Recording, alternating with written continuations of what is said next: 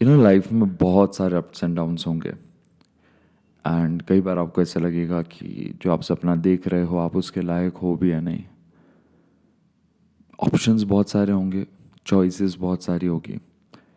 पर एक बात मैं जो श्योरली जानता हूँ वो ये कि अगर आपने एक बार भी इस बारे में सोचा था कि हाँ मैं ये चाहता हूँ और आप उसके लिए काम कर रहे थे, तो इस बात से फ़र्क नहीं पड़ता कि आज कितनी मुश्किलें आ रही हैं।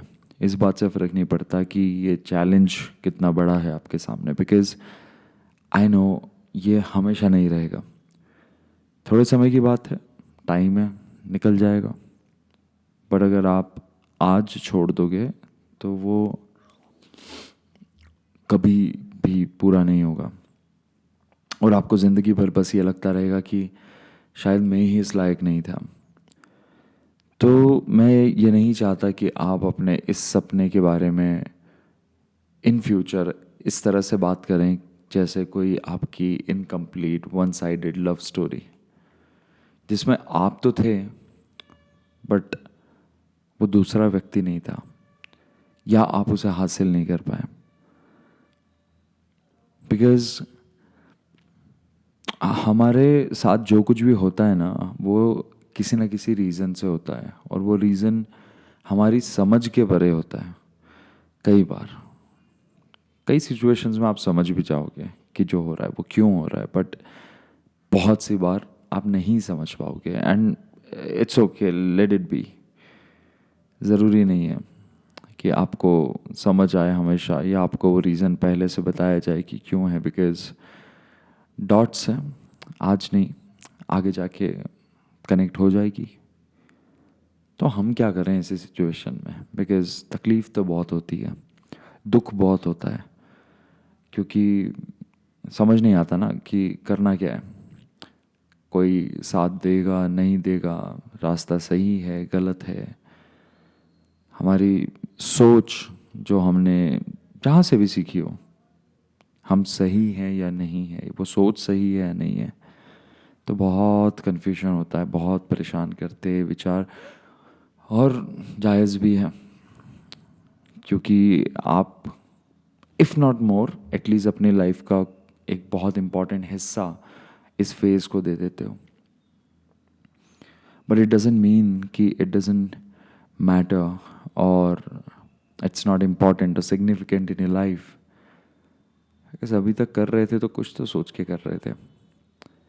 जो कुछ चल रहा था वो किसी रीज़न से था। जब माइंड में ये पहली बार थॉट आया तो किसी रीज़न से होगा। तो क्यों ना हम पहले ही उसको डिनाई कर देने की बजाय पहले एक्सेप्ट कर लें कि हाँ ये मेरे लिए है, और तब तक उसके लिए काम करते रहें जब तक कि क्लियर डेड एंड ना आ जाए। तब सोचेंगे क्या करना है। Because if you truly deeply love what you do, you never have second thoughts about it. If you truly, deeply believe that you can do it, or it matters to you, then it doesn't matter कि कितना time लग रहा है, क्या challenges आ रहे हैं, क्या obstacles हैं, आप बस करते रहते हो। एंड आई थिंक बस यही चाहिए, क्योंकि जो बोलते हैं ना 1% या शायद 1% से भी कम लोग सक्सेसफुल हो पाते हैं। कोशिश तो बहुत करते हैं, सपने तो सभी देखते हैं। तो वो परसेंट इतना छोटा इसलिए है बिकॉज बाकी सभी किसी ना किसी पॉइंट पे बिफोर अचीविंग दैट गोल वो गिव अप करते थे। एंड मेहनत सालों की लगती है ना। लेट्स अंडरस्टैंड, मेहनत सालों की लगती है, पर गिव अप एक दिन, एक मोमेंट में आप डिसाइड कर लोगे कि मुझे अब नहीं करना है, और बस वहीं पे एक फुल स्टॉप लग जाता है और उसके बाद वो कहानी ख़त्म हो जाती है। और ये तो आपने भी देखा होगा कि